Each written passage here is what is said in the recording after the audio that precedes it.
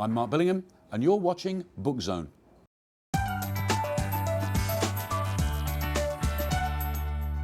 Mark, thank you very much indeed for joining me. What's The Dying Hours about?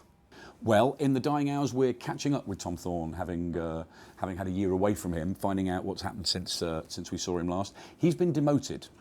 He's in a very bad place, which is South London, which he doesn't like. He's in a very bad place professionally and domestically. He's been demoted back to uniform. He's no longer a detective inspector. He's just an inspector, and that kills him. He stumbles on a spate of suicides, which are dismissed by everybody around him as routine, tragic but routine. So he's forced to investigate alone. This book does deal with issues that are very topical, mistreatment of the elderly. Do you find yourself inspired by current affairs? I wouldn't say I'm inspired. I think it would be impossible for these things not to find their way into the books. I'm like anybody else. I read the papers, I see the news. When I go down to the office and start working, those things will find their way into the books, but they never come first. You never set out with an agenda. Or I don't. So this is my book about the mistreatment of the elderly. This is my book about the homeless. This is my book about people trafficking. You know, I'm trying to write a story. Within that, certain topical things may come into it, but you know, it doesn't come. The story always comes first.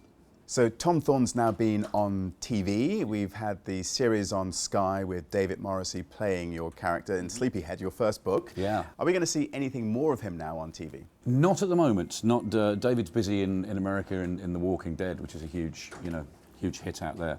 So he's up to his eyeballs. But there are two more TV adaptations in the works of standalone books of the book before this, which is called Rush of Blood, and an earlier standalone novel called In the Dark. Well, Tom Thorne, he has his fan following, doesn't he? And people will be very curious to know what's going to happen to him in his life, because he goes through bad places. I will get people writing to me going, oh, can you be a little bit happier? So I'll make him a little bit happier, and then they want me to snatch it away again. They don't want him to be happy, actually. It's kind of like, you know, musicians tend to write the best songs when they're kind of miserable and broken-hearted, and you know, and there's a degree to which I can never let him be too happy. Only happy for a while. I'm cruel and twisted. So what's going to happen to him next? Well, the book that I'm about 3/4 of the way through, which still has just a number, not a title, just a number at the moment, and that kills me. I hate not to have a title. Is another Thorne novel, but it's a sort of twisted road trip. It doesn't take place in London at all.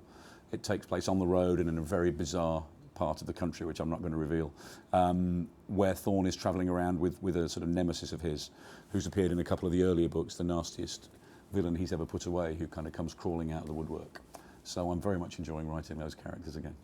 Well, you're someone who's a big fan of crime fiction. You collect it as well as write it, and I believe you used to even interview authors like Michael Connolly as a journalist. So what advice would you give to somebody watching this who might want to write crime fiction themselves? You're absolutely right. I did interview these guys who I now hang out with, who are now friends and colleagues, which is a very weird thing, which I still get a buzz out of. I would advise anybody who is trying to write to just write the kind of book they would like to read. There is no other advice that you need. Don't look for a gap in the market. Don't go, oh, there isn't a 14th century detective who's also a vet and who works with an animal and does some cookery. And just write what you like to read, and you can't go wrong.